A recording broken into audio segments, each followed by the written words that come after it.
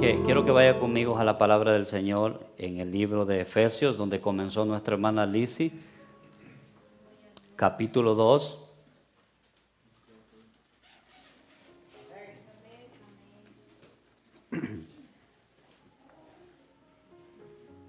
Efesios capítulo 2. Si hay alguien, hermano, que no tiene Biblia, puede por favor acercarse para que todos podamos estar en la misma palabra, que todos podamos leer. Quiero que presten atención los jóvenes, los niños, porque esta palabra es para que comprendamos más. A veces venimos al Evangelio, somos cristianos, pero a veces no comprendemos bien. Está bien borrosa nuestra visión, no comprendemos en realidad qué es lo que pasó con nosotros. Pues yo pretendo, en el nombre de Jesús, poder explicar esto. Gloria a Dios. Quiero que vayamos a la palabra. Efesios capítulo 2 dice la palabra. Quiero que preste atención. Y Él os dio, ¿qué? Cuando uno dice así, para que usted responda, es a ver si está ahí o a ver si está en otro lado. Y Él os dio vida a vosotros cuando estabais muertos en vuestros delitos y pecados, en los cuales anduviste en otro tiempo siguiendo la corriente de este mundo, conforme al príncipe de la potestad del aire, el espíritu que ahora opera en los hijos de desobediencia, entre los cuales también todos nosotros vivimos en otro tiempo en los deseos de nuestra carne, haciendo la voluntad de la carne y los pensamientos, y éramos por naturaleza hijos de ira, lo mismo que los demás.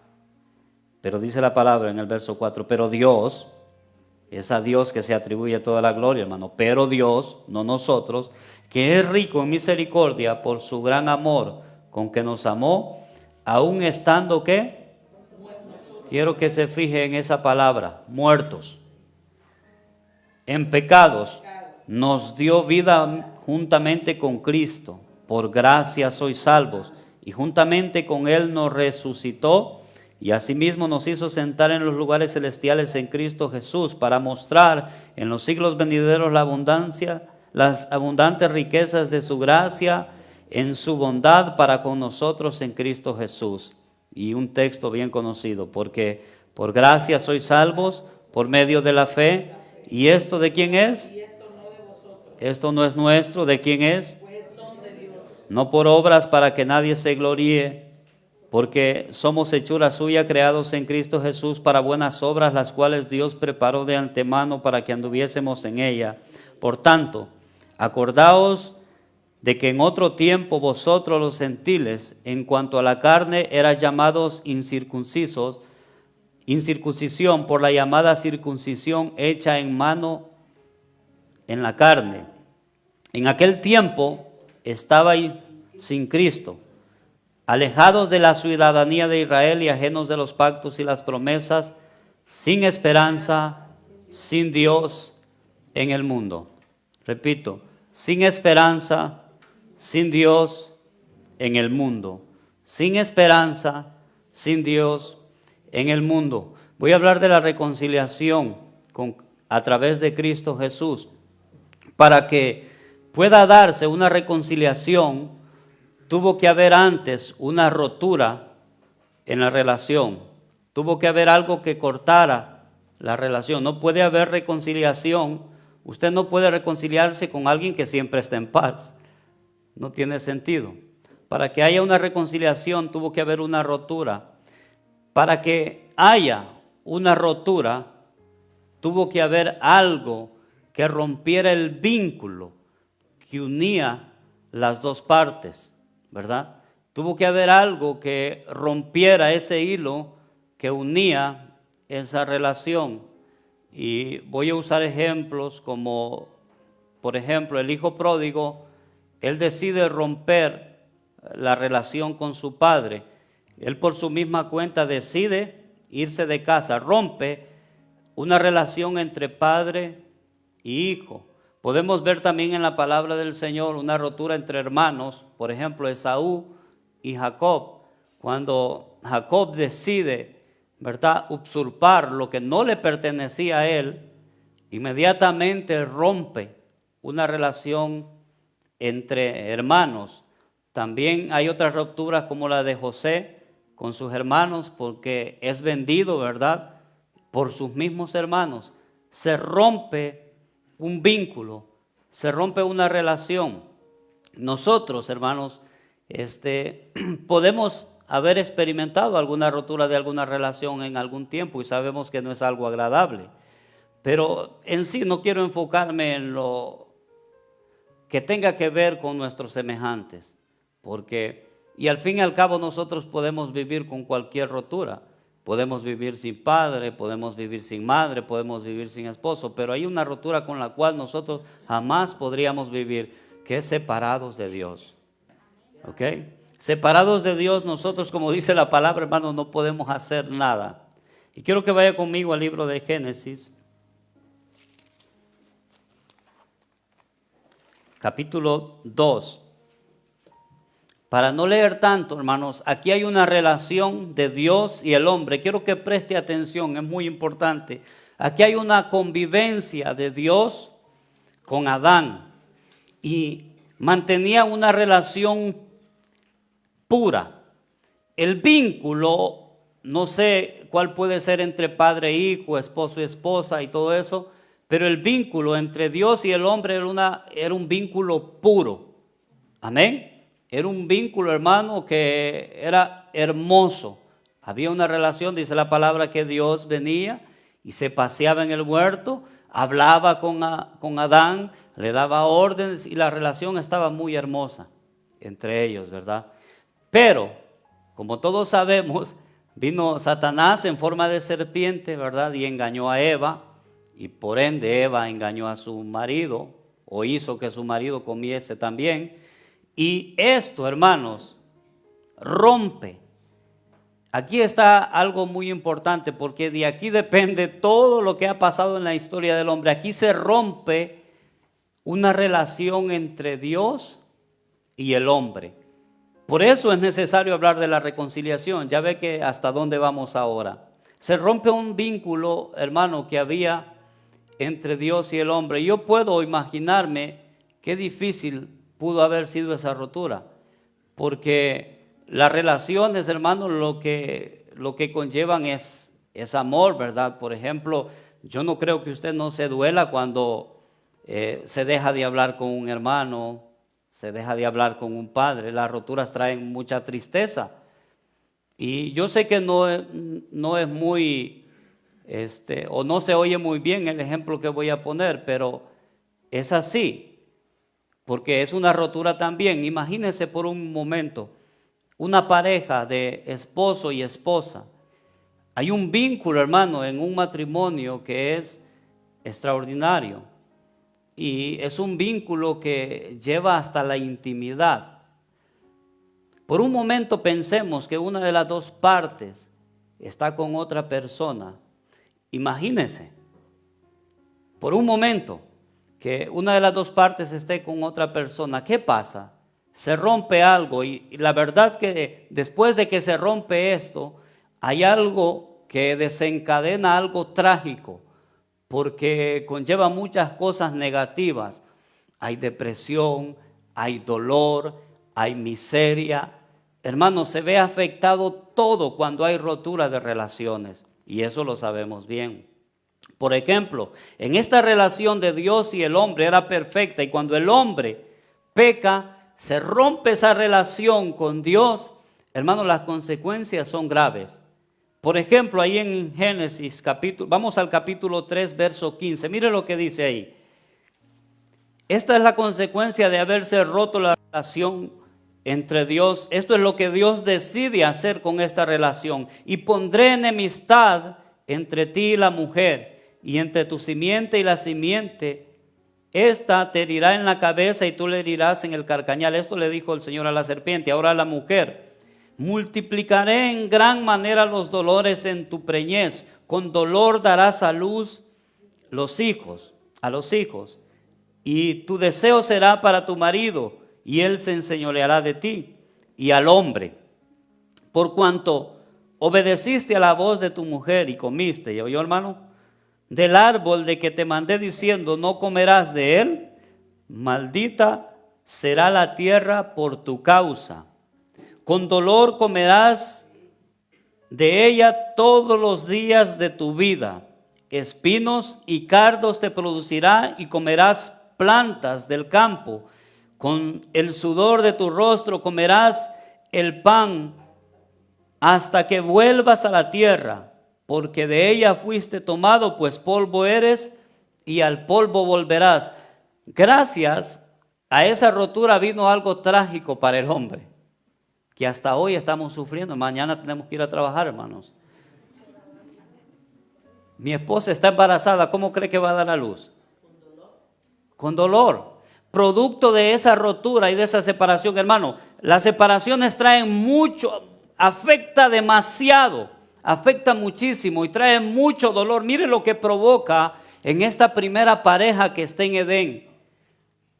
Un dolor grande, hermano. Pero ¿sabe qué? El dolor más grande no es que la tierra tenía que el hombre que arar la tierra. El dolor más grande no es que la mujer tenía que dar a luz con dolor. El dolor más grande es la separación con ese Dios. Romper esa relación con Dios, eso es lo más doloroso, hermano. Porque cuando se rompió esa relación, hermano, fue devastador. Inmediatamente que el hombre peca contra Dios, se siente desnudo completamente. Eso se llama romper la relación. Se sintió, hermano, completamente desnudo. ¿Por qué se sintió desnudo? Entró la impureza en él. Lo que vinculaba al hombre con Dios era la pureza. Amén. Era la santidad. Eso era lo que vinculaba a Dios con el hombre, la pureza y la santidad. Dios no podía estar donde estaba algo que era impuro. El hombre rompe eso e inmediatamente hay una separación. Y nosotros tenemos el concepto, ayer hablaba con un hermano de Dios, que es un Dios de amor. Claro que sí, pero omitimos estas partes que son muy importantes que usted comprenda. Dios es fuego consumidor. Y Dios no tolera el pecado. Aparte, hermano, de que Dios toma acciones y le habla a la serpiente y le dice lo que va a pasar ahora en adelante con ella. Le habla a la mujer, le dice lo que va a pasar ahora en adelante con ella. Le habla al hombre y le va a decir lo que va a pasar de ahora en adelante con el hombre. Pero pasa algo más. Mira lo que dice el 23. Ahí mismo, capítulo 3 de Génesis, verso 23. Y lo sacó Jehová del huerto del Edén para que labrase la tierra que fue tomado. Echó pues fuera al hombre y puso al oriente del huerto de Edén querubines y una espada encendida que se revolvía por todos lados para guardar el camino del árbol de la vida. O sea, Dios puso una barrera para que el hombre no pudiera pasar. Esto lo hizo Dios. Puso una barrera, el hombre salió del huerto. Dios le dijo, fuera de aquí. Lo expulsó del huerto del Edén. Y él tuvo que salir. Yo supongo que él tuvo que ver la espada. Él tuvo que ver el camino que conducía a Dios, que estaba bloqueado. No podía acceder a ese camino ya. Había traicionado la confianza de Dios. Había traicionado a su Dios. Y lo curioso de todo esto es que lo que hay en el camino, Dios puso querubines, dice la palabra, pero dice que puso una espada encendida, hermanos, y esa espada se revolvía así. O sea, era imposible que pudiera pasar por ese camino. ¿Alguien aquí sabe qué representa una espada? La palabra de Dios. La palabra de Dios es un manual que representa el camino que usted debe de seguir para poder llegar a Dios a través de la palabra de Dios. Pero ¿sabe qué? Esta es una espada encendida. Y si usted no pone atención va a malinterpretar lo que le voy a decir. Esto impide que usted llegue a Dios. Ahora bien, ¿por qué? Porque usted no puede cumplirla. Dice Pablo en el libro de Romanos capítulo 7 que la palabra, la ley lo mató. Porque era imposible. Si usted pretende, la única manera de llegar a Dios es cumpliendo exactamente la palabra. Y esa es la espada encendida que se revolvía para poder llegar a Dios. Para el hombre netamente, completamente imposible. No podía hacerlo.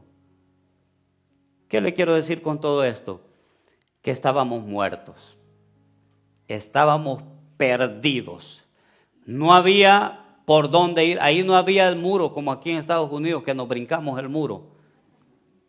Ahí no había otros caminos, hermano. Dios puso por todo lado, cercó. No puede el hombre llegar hasta donde está Dios. ¿Por qué? Por su santidad, por su perfección. Amén. Por su perfección. Y las consecuencias vinieron para nosotros los hombres.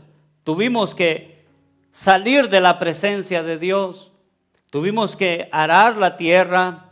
Tuvimos que pasar con sudor en nuestra frente hasta la vez.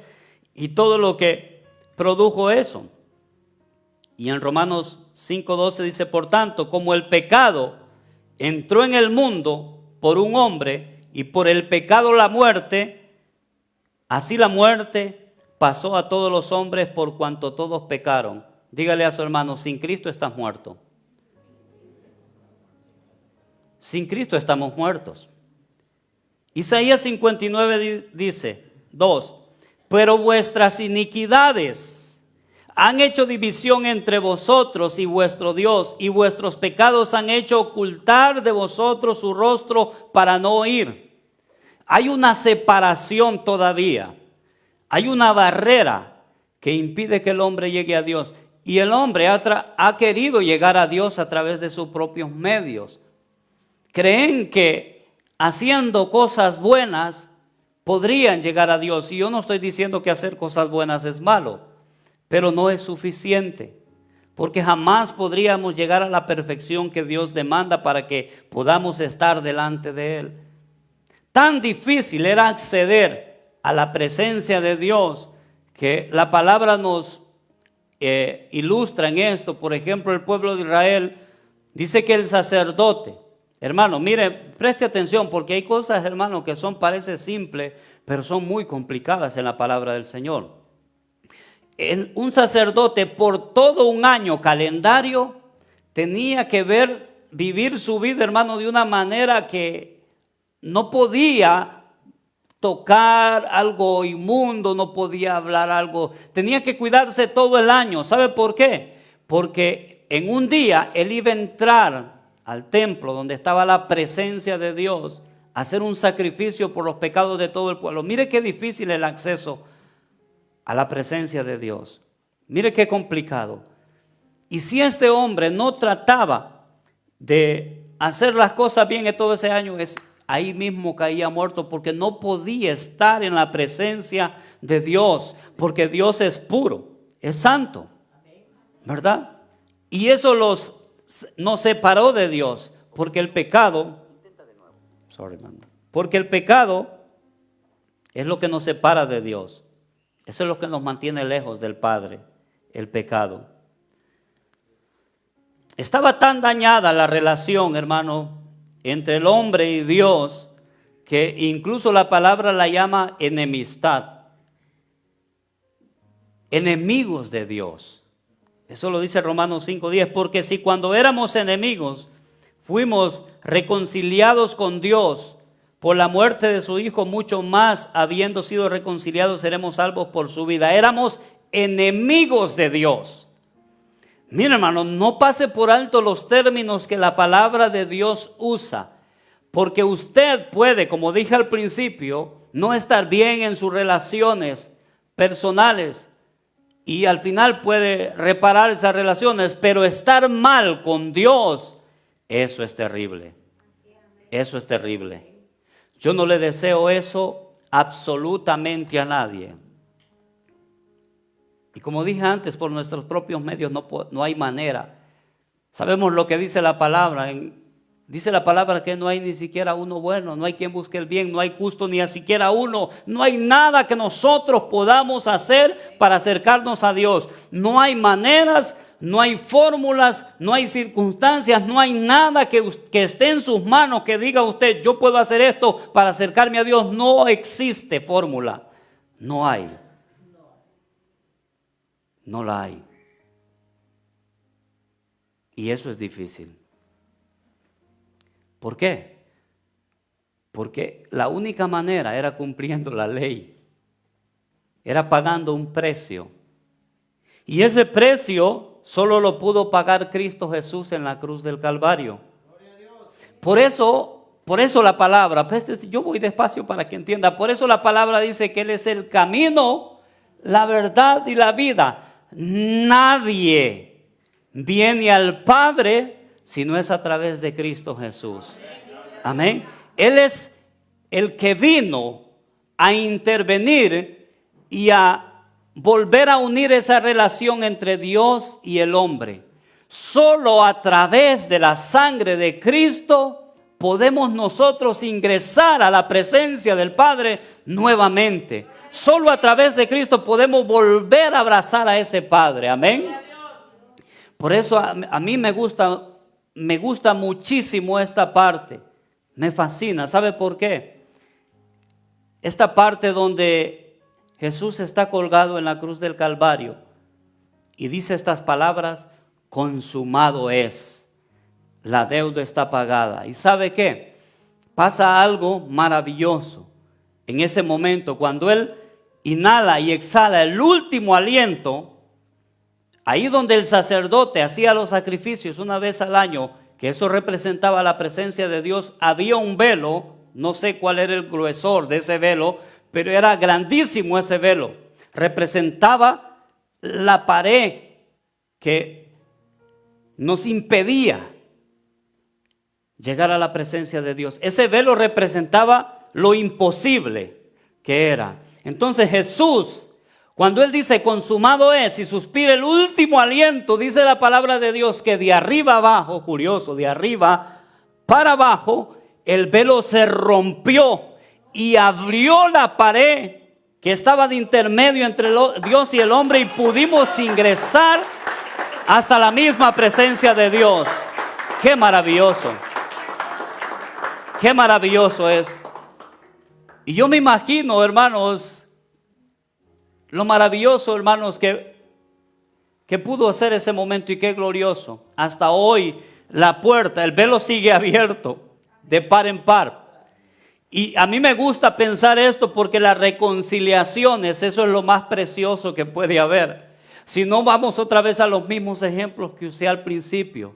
Cuando el hijo pródigo vuelve al padre, todo maloliente, todo vagabundo, todo, supongo, lleno de cuánta cosa, el padre lo abraza, no importando, hermano, cómo venía de asqueroso.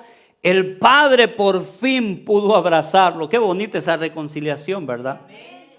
Por ejemplo, cuando Esaú se va a encontrar con Jacob, qué maravilloso es cuando lo ve de lejos y corre y se postra delante de él después de tanto años que habían estado separados por la rotura de esa relación. Se dan un abrazo y se dicen lo mucho que se aman, y por fin pueden tener ese contacto que durante mucho tiempo no había estado.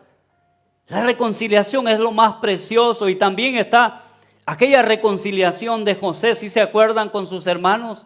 Después de que lo habían vendido, hermano, el Señor lo prosperó en Egipto. Y vienen sus hermanos y se encuentran otra vez con José. Y dice la palabra que José lloró, pero no lloró con un lloro de tristeza, sino de sentimiento de poder volver a ver a los hermanos. Imagínense, hermano, después de la caída del hombre, la separación que había entre Dios con nosotros, por fin pudo romperse aquel velo, y usted hoy tiene la facultad de venir y abrazar a su padre. Aquel padre que estaba enojado con usted, aquel padre que iba a derramar toda su ira con usted, aquel padre el cual usted era enemigo de él, ahora es hijo, es amigo, y ahora está reconciliado con él porque Cristo fue a la cruz del Calvario para que usted pudiera reconciliarse con ese padre. Qué preciosa es la palabra del Señor. Qué hermosa es la palabra del Señor.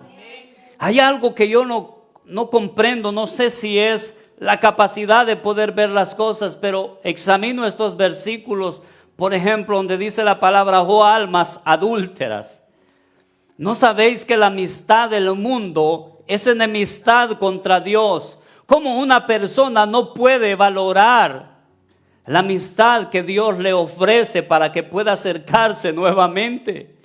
¿Cómo prefiere seguir siendo enemigo de Dios cuando Dios ya no tiene ningún obstáculo para que esa persona pueda venir ante sus pies? Cuando no hay barreras, no hay nada que pueda impedirle para que usted pueda determinar en su corazón poder acercarse, hermanos. Y no ha establecido un lugar, bueno, nos reconciliamos, pero vas a llegar hasta aquí. No, usted puede ingresar directamente hasta donde está la misma presencia de Dios. Y usted debe de saber esto. Y la palabra de Dios, tan clara en sus versos, por gracia soy salvo, dice la palabra en Efesios. Y esto no es de vosotros, esto es lo más maravilloso de Dios. Y a mí me llena mi corazón de amor cuando escucho estas palabras. Por gracia soy salvo, pues esto no es de vosotros, ese es don de Dios. ¿Sabe quién falló delante de Dios? ¿Sabe quién fue el que rompió la relación? Fuimos nosotros. ¿Saben quién está intentando restaurar la relación? Dios, que no tuvo nada que ver con nuestro pecado, hermanos. Por eso es hermoso ver la misericordia de Dios todo el tiempo. Dice la palabra que aún siendo nosotros pecadores, Cristo murió por nosotros, aún sabiendo nuestra condición, aún sabiendo que somos perversos, malos. Aún así Cristo dice, no importa, yo muero por ellos, yo doy mi vida por ellos para que puedan acercarse al Padre, para que puedan salvarse de la ira de Dios. Y si usted no entiende eso, usted no entiende el Evangelio. Todavía no ha comprendido el Evangelio.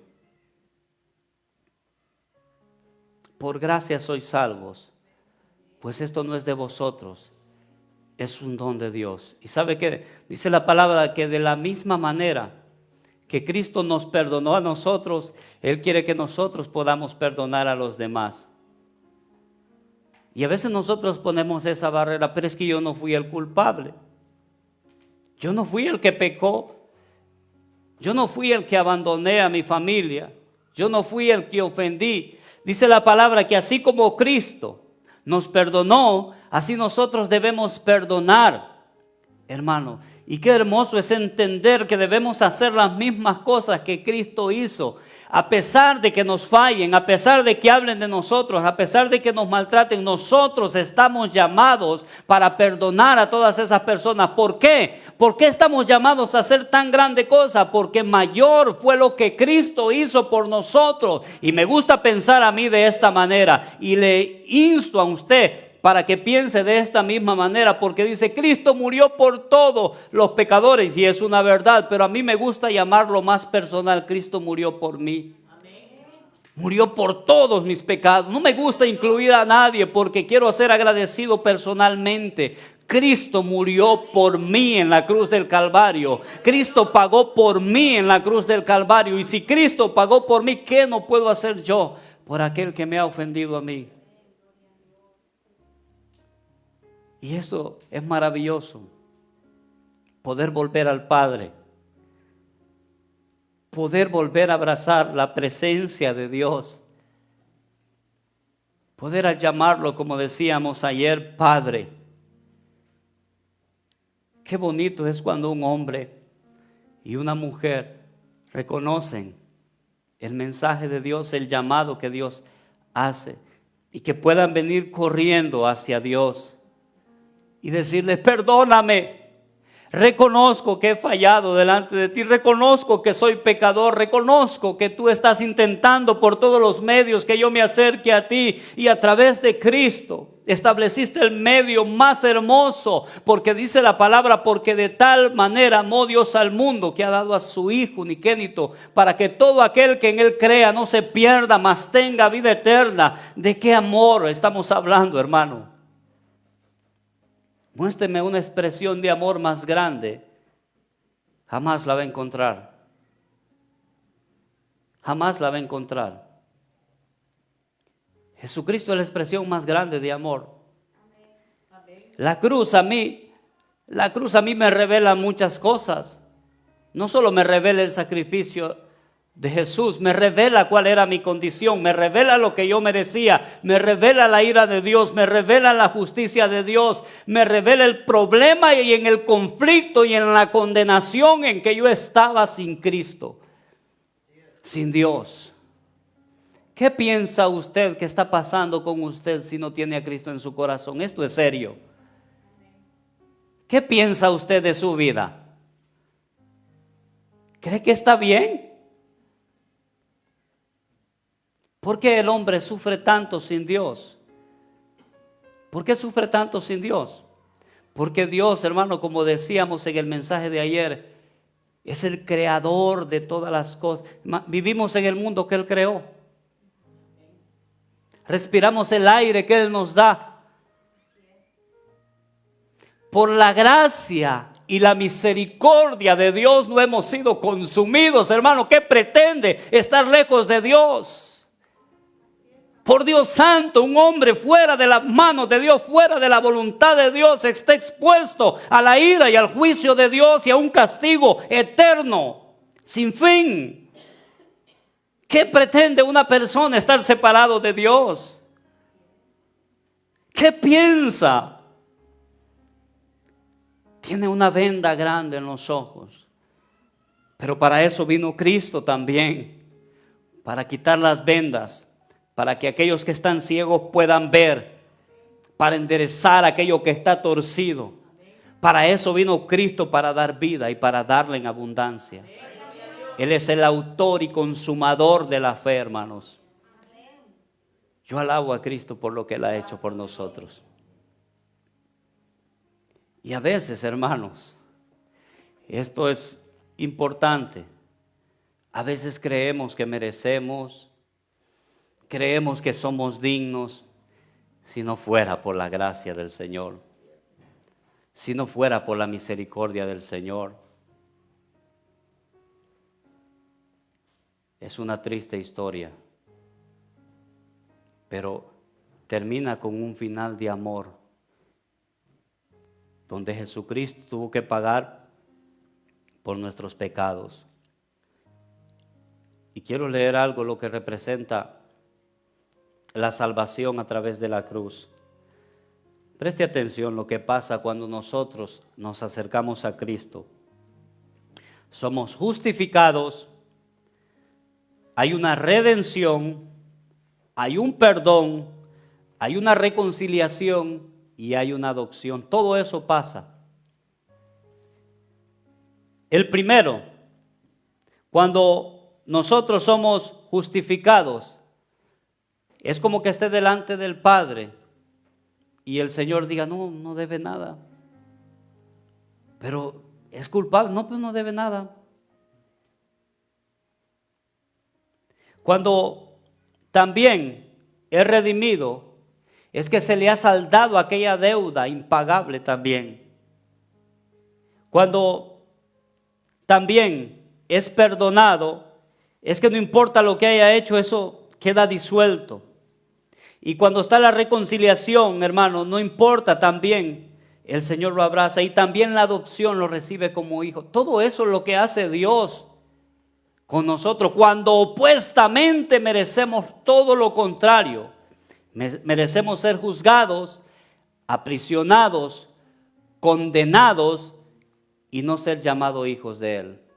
Pero Él hace todo lo contrario, porque Cristo pagó por nosotros para que el Padre pudiese hacer. Así que cuando nos presentamos delante de Dios con Cristo en nuestro corazón, el Señor nos dice, venid a mí benditos de mi Padre. Amén, porque hemos recibido a su Hijo. Eso es lo que pasa, hermano. Eso es lo que debemos de hacer. Cristo es el que nos ha reconciliado. Y quiero ir a 2 de Corintios capítulo 5 y con esto vamos a...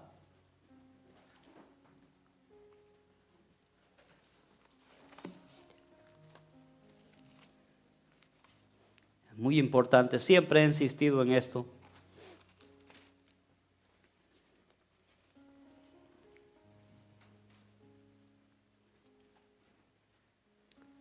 ¿Todos lo tienen? Mire qué hermoso este pasaje. Y todo esto proviene de Dios, quien nos reconcilió consigo mismo por Cristo y nos dio el ministerio de la reconciliación.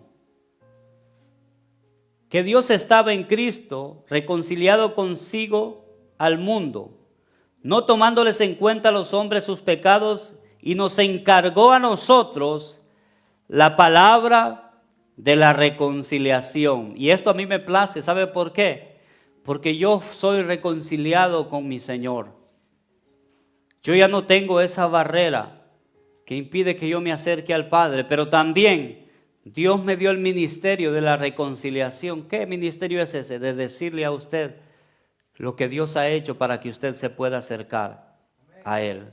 Ese es el ministerio de la reconciliación y es a través del evangelio. Evangelio que quiere decir buenas noticias. Es decir, usted estaba muerto, perdido, sin esperanza, en el olvido, y nosotros venimos a decirle, hay esperanza, Dios te ama, quiere salvarte, no estás perdido. Ese es el mensaje del evangelio, ese es el ministerio de la reconciliación. Dios te ha perdonado, no importa ahí donde estás, sucio, tirado, abandonado. Este es el ministerio del evangelio que Dios nos ha dejado, y a través del evangelio Dios quiere que tú llegues a Él. A través de las buenas nuevas. Qué hermoso. Lastimosamente, el corazón del hombre suele ser muy duro. Y eso es una pena. Eso es una pena. ¿Cuántas veces el Señor nos ha dicho? ¿Cuántas veces el Señor nos ha insistido? ¿Cuántas veces el Señor no nos ha hablado? Su misericordia no decaen, son nuevas cada mañana, cada día Dios tiene misericordia. Todo el tiempo, cada minuto que pasa, cada instante que respiras, Él tiene misericordia de ti. Pero va a llegar un tiempo donde esa misericordia ya no va a ser extendida. Dios quiere tener misericordia contigo. Y una de las partes que me gusta bastante de la palabra para reflejar la misericordia de Dios es cuando Él destruye a Sodoma y a Gomorra. La ira de Dios cayó sobre estas dos ciudades. Estamos hablando del mismo Dios. Para aquellos que crean que Dios no va a tomar acción, Dios destruyó a dos ciudades con fuego y azufre. Y lo que me gusta, que antes de destruirla, tiene una conversación con Abraham. Si hubieran 50 justos, no la destruyo. Él quiere la más mínima oportunidad para poder salvar a muchas personas. Si hubiera algo, una pequeña posibilidad, si hubiese habido uno, un justo, si hubiese habido uno en esas dos ciudades, el Señor no la hubiera destruido. Eso se llama un Dios de misericordia. Y Dios muestra su misericordia con usted. Todo ese tiempo que Dios le está otorgando no es para que usted lo malgaste en sus placeres, en sus deleites, para que esté ignorando la voz de Dios. Es para que aproveche el tiempo. Y si está aquí y si ha escuchado la voz de Dios, esto no es una casualidad, hermanos. Esto no es que las estrellas se alinearon y los planetas. Esto es la mera voluntad de Dios para que usted llegue a sus pies. Y dice la palabra, el día aceptable es hoy. Hoy es el día de salvación. Amén.